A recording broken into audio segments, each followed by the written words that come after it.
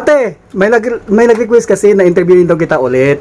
So, ang tanong, 'di ba? Ang tanong ko is sino iboto mo? 'Di ba? Ang sagot mo Isko. So, ngayon baliktarin natin ha. Sinong hindi mo iboto sa dalawa? Hani Lacuna, Isko Moreno. Ang hindi ko iboboto si Lacuna. Dahil kasi, alam mo, makulat siya. At pangalawa, hindi niya gilampalan lahat ang tungkulin niya as a mayor. Dahil kasi pag mayor ka lang Pilipinas o Maynila, kailangan gampanan mo. Hindi mo pahihirapan ang mga kapwa-tao mo. Diba? Yun lang masasabi ko sa kanya. Oh. Bukod doon, marami siyang hindi niya nagampalan as a mayor. Sana man lang, ang in-expect ko nga, na siya magiging mayor dahil kapalit siya ni Isko na maging mayor, eh hindi niya nagampalan. Kung ang yapak ni Isko, ginampalan niya, sana, doon pa rin ako sa kanya. Oh.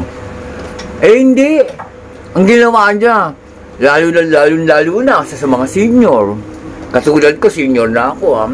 Hindi ko ipagkakaig sa'yo. Isa ka sa nag-interview sa akin, no? Senior na rin ako. Sana, naunawaan niya, bawat senior may mga pangangailangan. Di ba? Oh. Eh, anong ginawa niya? Inipit niya ang mga pangangailangan ng mga senior. Unang-una sa mga may sakit na senior. Yung dapat na ipanggamot, hindi niya ibinigay kaagad. Yun. Instead na 3 months, ginagawa niya 4 months. Ibig sabihin nun, saan lang gagaling ang pera? Oh, naka-release na, hindi niya pa binibigay sa kapwa-tao niya. Oh. Dapat naintindihan niya yun. Dahil kasi, hindi pa siya mayor, at hindi pa niya alam yung, kaya lang siya naging mayor, dahil kay Yorme. Ngayon, naging mayor na siya, dapat, ginandaan niya naman, inayos niya. At ginandaan niya yung paglilingkod niya sa kapwa-tao niya. That's all. So, anong masabi mo sa pamumuno niya ng 3 taon? Sa pamumuno niya, ang pagkakaalam ko kasi, nag-mayor lang siya. Hindi niya gilampalan ni Yorme. Pinakikita niya sa publicity, yung mga TV, ano. Pero ang gumawa lang si Mayor, di ba? Hindi ako naniniwala. So, dahil kasi wala siya nagawa. So, regular Isko ko pa rin? Of course! Isko Moreno? Loyalist kami kay Isko. Sa totoo lang. So, kung Isko ka gabi, isgaw mo nga, Isko. Isko! Isko! All my family, Isko! Magpapakamatay kami dahil kay Isko. Pero never kay Lacuna.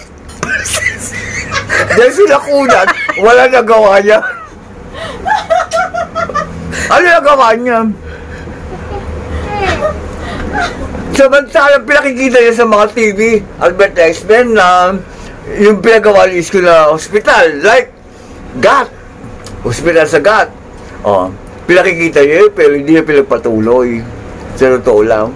Pag yung lokoy ng bansang Pilipinas, at saka, isa pa, bakit siya umupo ng mayor? Hindi siya kailangan maging mayor. Kailangan sa kanya, tao lang ng mayor.